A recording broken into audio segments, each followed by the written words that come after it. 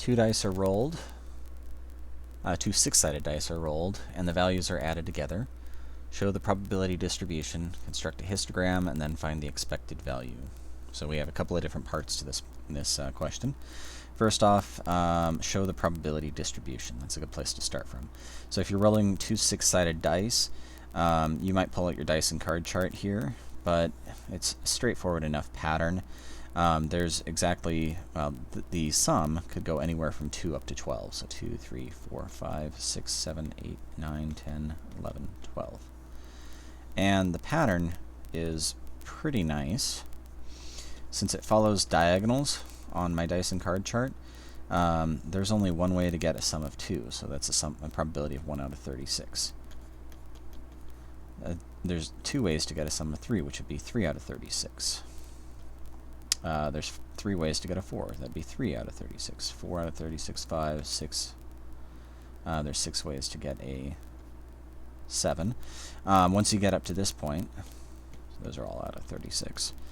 And I'm intentionally not reducing any of these because it's just, those look like 11s, don't they? Let me change those to 36. I'm intentionally not reducing any of these because I want them all to have the same denominator. It's going to make finding the expected value easy later on. Once we get up to the 7, though, we've kind of, think of our dice and card chart. We're going along there. That's 2, 3, 4, 5, 6, 7 is the longest one. Then we start shortening. There's 8, 9, 10, 11, 12. So we get 5, 4, 3, 2, 1, all out of 36.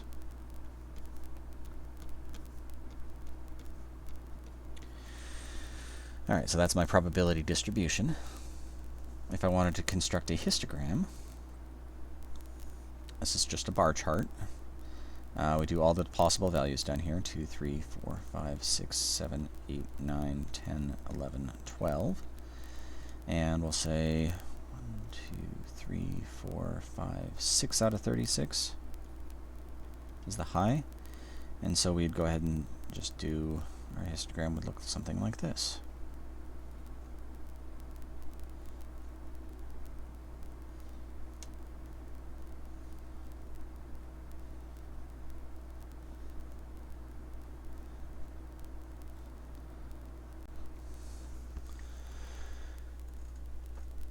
Alright, and then find the expected value.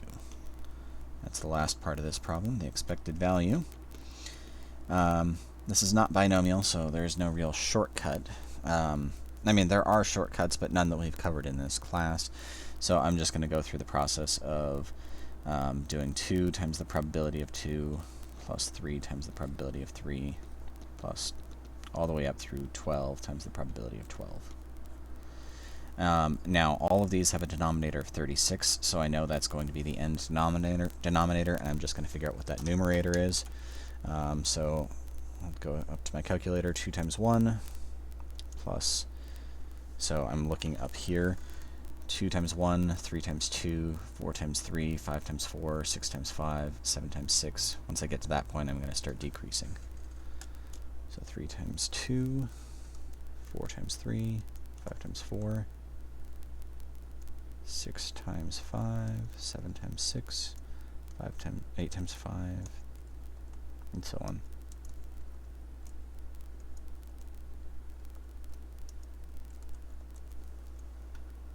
Hit enter, I get a number, divide that by 36 because that's my denominator.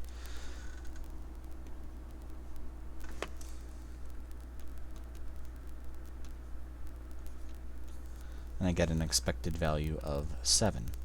Now this is actually not a surprising answer whatsoever. This distribution is exactly balanced on 7. It's the same as the left as is on the right. So if you remember when I was talking about the expected value, if you were to write it out, the distribution out like this, the expected value actually occurs at your center of mass. And so if I was to put this on a scale, this thing would be balanced right at 7. So it does make sense that this is an expected value of 7. We just haven't really seen any special ways to compute those, and we had the formula for this way, so that's why I think that would be the way to go just in general.